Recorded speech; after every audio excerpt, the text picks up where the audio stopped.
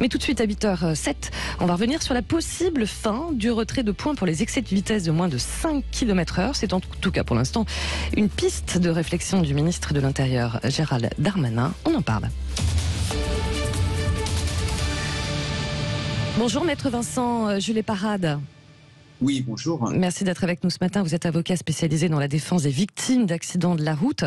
Une amende forfaitaire de 68 €, mais plus de points en moins sur le permis contre les petits excès de vitesse sur la route de moins de 5 km/h. Bon, je disais, c'est pour l'instant une piste de réflexion.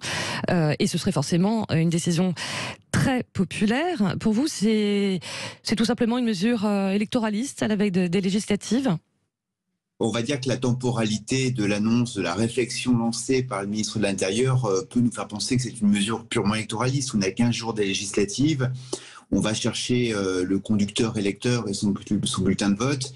Et donc, on sait que c'est une mesure qui ne peut être que populaire. Donc, je pense qu'en effet, M. Darmanin a avant tout pensé aux élections, avant de penser aux vies qui pouvaient être remises en cause à cause de cette annonce. Ouais. Ouais. Enfin, lancer une réflexion, en plus, ça reste une formule un peu magique, un peu floue quand même. Hein. Ça fait un peu effet d'annonce, hein, c'est ça ?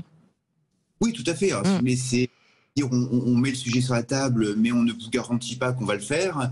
Et en même temps, c'est laisser croire aux électeurs qu'on va le faire. Donc, si vous voulez, il y a un message qui est lancé de on va relâcher la pression sur la route, on va quelque part permettre davantage de mensuétude à l'égard des petits excès. Et malheureusement, c'est un message qui peut avoir des effets pervers. Et en même temps, vous pouvez comprendre que beaucoup d'automobilistes se réjouissent, en ont marre d'être taxés pour un dépassement de 1 ou 2 km/h où on a l'impression d'être aussi un peu, entre guillemets, la pompe à fric des radars. Vous pouvez le comprendre, ça aussi ? Je peux comprendre que les Français, à qui on a beaucoup demandé en matière de sécurité routière, puissent considérer aujourd'hui qu'ils ont beaucoup donné et que ces petits excès, quelque part, ne sont pas la source de la mortalité et des carnages humains qu'on a sur les routes. Maintenant, je pense qu'il appartient au pouvoir politique et au gouvernement en particulier de faire des efforts de pédagogie, d'expliquer pourquoi la route ne peut pas être le seul endroit de la société où la règle peut être discutée et peut être négociée. Après, oui, l'automobiliste qui a l'impression d'être une pompe à fric, comme cette mesure, on annonce le retrait de points, on n'annonce pas la suppression de l'amende. Alors je sais bien que c'est l'une des revendications aussi des associations d'automobilistes, mais je pense encore une fois, il faut expliquer aux Français pourquoi c'est ce respect strict de la règle qui a permis de sauver des dizaines de milliers de vies depuis 20 ans, et que certains qui aujourd'hui râlent contre cette mesure ont peut-être la vie sauve grâce au respect de la règle, justement. Ouais, c'est ça, pédagogie encore une fois. Maître Vincent Julet-Parade, le nombre de morts et de blessés sur les routes est reparti à la hausse ces derniers mois ? Oui, alors, si vous voulez, on a une grosse augmentation au mois d'avril. On a depuis maintenant plusieurs mois, même quelques années, un effet palier comme on l'avait connu dans les années 90.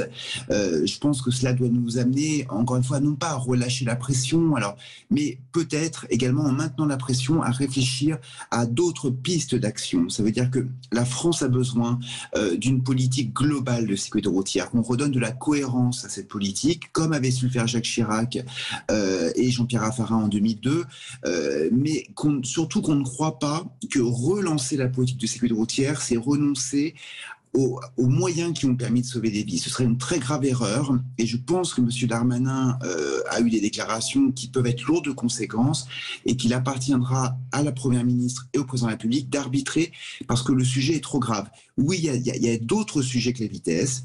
Il faut qu'on traite l'alcool au volant, il faut qu'on traite les nouvelles technologies embarquées comme le téléphone, il faut qu'on traite les problèmes d'infrastructure, mais croire que relâcher la vitesse serait sans cause et sans effet, ce serait vraiment une grave erreur. Et c'est ces pistes d'action dont vous parlez, hein, ces autres alternatives. Oui, tout à fait. Ouais. Il faut élargir le spectre de la politique de sécurité routière. Il faut aussi travailler naturellement sur la prévention. Je suis pas un ayatollah absolu de la répression. Je pense que la politique de sécurité routière, c'est un équilibre. Ouais. Mais encore une fois, renoncer à ce qui a fait le succès de cette politique, et encore une fois, vous savez, on évite des carnages, on évite des enfants handicapés, on évite des familles sans parents. C'est ça l'enjeu. Donc, Encore une fois, il faut avoir les enjeux en tête avant de prendre des prises de position qui sont totalement populistes. Et d'ailleurs, on a ouvert la boîte de Pandore. J'entendais Madame Le Pen hier qui disait qu'un petit excès de vitesse, c'était les excès de moins de 20 km/h. En ville, 60 au lieu de 50, c'est 11 mètres de plus pour s'arrêter. Ça peut coûter la vie d'un enfant. Donc il n'y a pas de petits ou de grands excès alors. Il n'y a pas de petits ou de grands excès de vitesse. Disons que, encore une fois, actuellement, les sanctions sont modulées en fonction du contexte.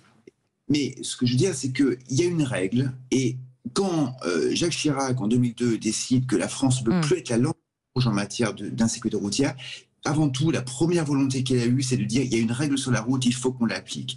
Donc, vraiment, revenir là-dessus, encore une fois, c'est prendre le risque de voir le nombre de tués augmenter. Et dans ce cas-là, les décideurs politiques auront cette responsabilité. En tout cas, merci d'avoir été avec nous ce matin, Maître Vincent Gelé-Parade, avocat, je le rappelle, spécialisé dans la défense des victimes d'accidents de la route. Merci à vous. À bientôt. Merci.